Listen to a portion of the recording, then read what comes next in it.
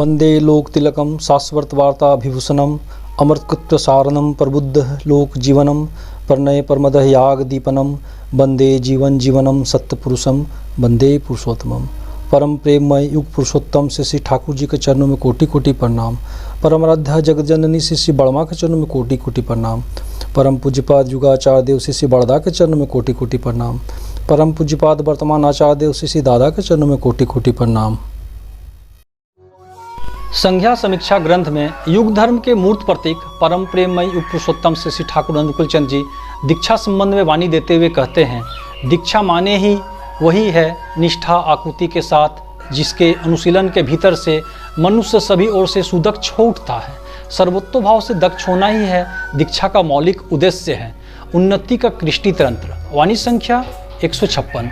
सुधी श्रोतागण, इष्ट प्राण गुरु भाइयों माताओं को मेरा हार्दिक रानंदित जय गुरु प्रणाम। पूर्व में परिवेष्टित कथा श्रृंखला को आगे बढ़ाते हुए एक और कड़ी को जोड़ते हुए आगे बढ़ते हैं, जो है देशबंधु चित्तरंजन दास दा के सदीक्षा और सतनाम पाने की संघर्ष की कथा। देश उनकी महानता से अनभिज्ञ नहीं है, तथापि यह प्रसंग मनुष्यों के लिए प्रेरणास्पद है सद्गुरु और सदीक्षा प्राप्ति हेतु। तो आए जानते हैं सत्संग जगत में सर्वजन विदित उस कथा प्रसंग को। विश्वविख्यात राष्ट्र के मुकुटमणि नेताजी सुभाष चंद्र बसु के राजनीतिक गुरु, देश समाज के प्राण स्वरूप देशबंधु चित्तरंजन दास, जिन्हें नेताजी कारावास से लिखे गए अपने पत्रों में प्रातः स्मरणीय देशबंधु कहकर संबोधित करते थे, वही देशबंधु जब श्री ठाकुर के संपर्क में आते हैं तो उनसे देश समाज राष्ट्र की कितनी ही सामाजिक राजनीतिक समस्याओं पर चर्चाएं होती है।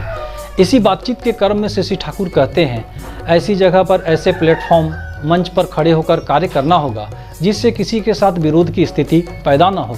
ईस्ट इंडिया कंपनी जब भारत में आई तो उन्होंने अपने साथ अपना कॉमर्स वाणिज्य लाया, साथ ही अपना कल्चर संस्कृति भी लाया। अपने कॉमर्स के द्वारा देशवासियों के अभाव को दूर करने लगे। यदि यही पॉलिटिक्स राजनीति है तो यह मेरा भी पॉलिटिक्स है। कथोपकथन का सिलसिला चलता रहता है, जिसमें एक समय देशबंधु से श्री ठाकुर से कहते हैं, तो आप ही बताएं मैं क्या करूं, मुझे भी यह राजनीति अच्छी नहीं लगती है, किंतु इस प्रकार उलझ गया हूं कि अब निकल नहीं पा रहा हूं। कोई ऐसा उपयुक्त आदमी भी खोजने से नहीं मिल पा रहा है जिसके हाथों में सब डालकर मैं निश्चित हो सकूं। श्री ठाकुर गंभीर मुद्रा में देशबंधु से कहते हैं, अच्छा दासदा, यह जो उपयुक्त आदमी नहीं है कह रहे हैं, ऐसा क्यों है, बता सकते हैं? क्यों इतने बड़े देश में आपकी सहायता करने वाला एक भी व्यक्ति आप ढूंढ नहीं पा रहे हैं? यह बात क्या एक बार भी सोचकर देखा है? श्री ठाकुर आगे कहते हैं, देश में आदमी होगा कैसे दासदा?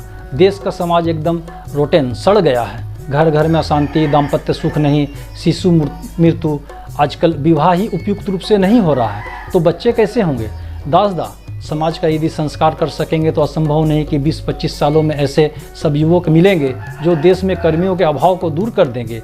श्री ठाकुर पुनः कहते हैं, देखिए दासदा, जो सब देख सकते हैं ऐसे एक सिर दृष्टा पुरुष पीछे नहीं रहने पर कोई भी कार्य नहीं हो सकता।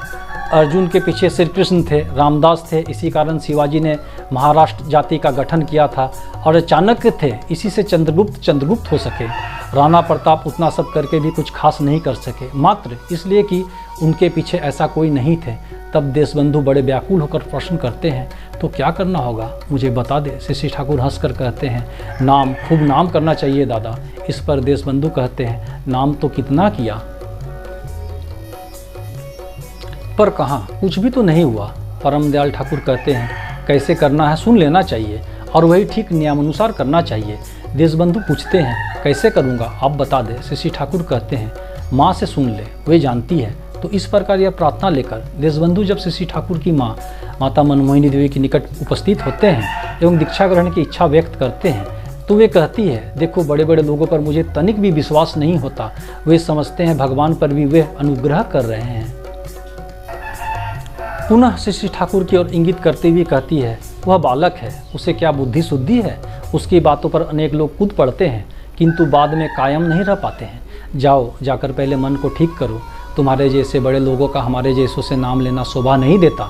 देशबंधु कातर होकर माँ से कहते हैं, माँ, मुझे आपकी दया नहीं मिलेगी, मैं जानता हूँ मेरे जैसे पापी पर दया कैसे होगी।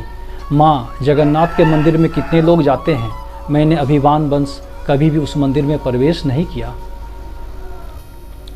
जगन्नाथ सभी पर दया करते हैं, देख रहा हूँ, केवल मुझ पर ही नहीं करते।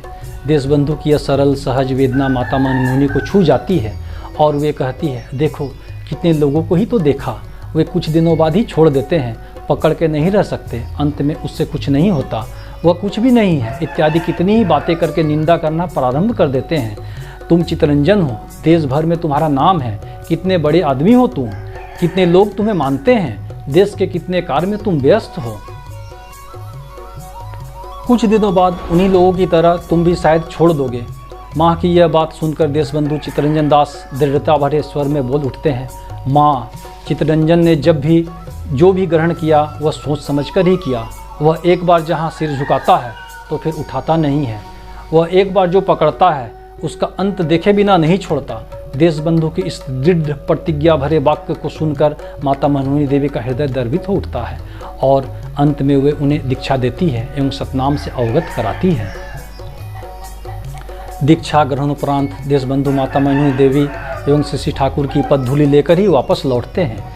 इसी से ये अनुमान किया जा सकता है कि अनंत महाराज ने उस व्यक्ति को, जो चोर था, सद्दीक्षा सतनाम पाने के उद्देश्य से उनके पास आता है, तो क्यों उसकी उस विनती को ठुकराते हुए डांट कर भगा देते हैं। आगे के भाग में हम देखेंगे कि उस चोर का सिख दीक्षा किस अलौकिक तरह से हुआ। तो जल्द मिलते हैं, तब तक के लिए विदा। जय गुरु, वंदे पुरुषोत्तम।